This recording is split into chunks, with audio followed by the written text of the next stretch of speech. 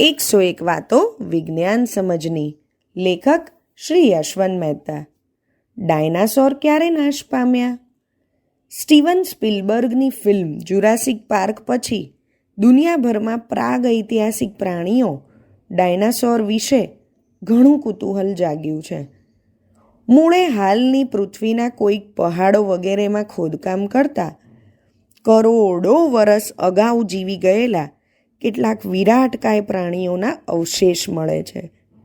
એથી વિજ્ઞાનીઓ અનુમાન કરે છે કે ક્યારેક પૃથ્વી આ પહાડી જીવોથી ધમધમતી હશે. એમના પણ પ્રકાર હતા.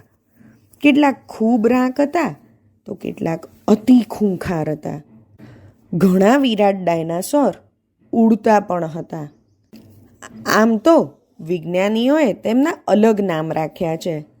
ટ્રાઇગોનોસોર, બ્રોન્ટોસોર, ટીરોડેક્ટિલ વગેરે.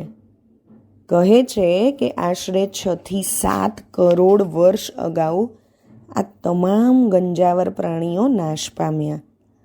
હવે તો માત્ર પથ્થરોમાં દબાયેલી એમની છાપો પરથી જ એમને વિશે અનુમાનો કરવાના રહ્યા છે.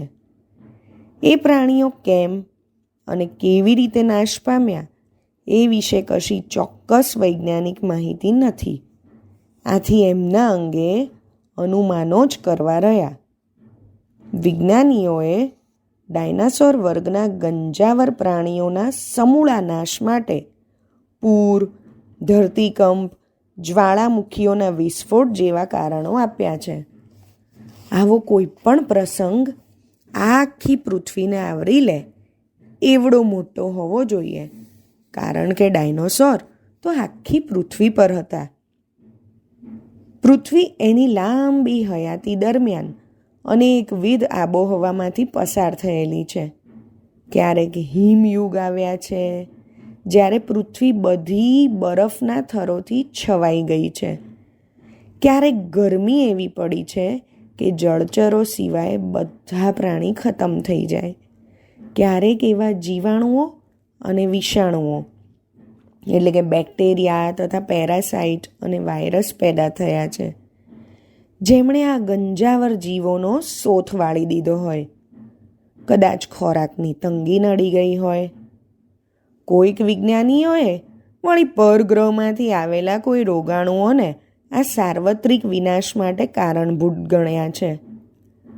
જો કે હવે વધુ વિજ્ઞાનીઓ હિમયુગને આ પ્રાણીઓના પતન માટે કારણરૂપ માને છે.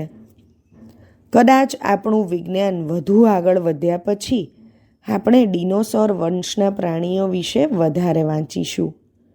આજે તો એટલું જણાવવું કે આ પૃથ્વી પર આપણી અત્યારની જીવસૃષ્ટિ આશરે 20 લાખ વર્ષોથી પાંગરી છે.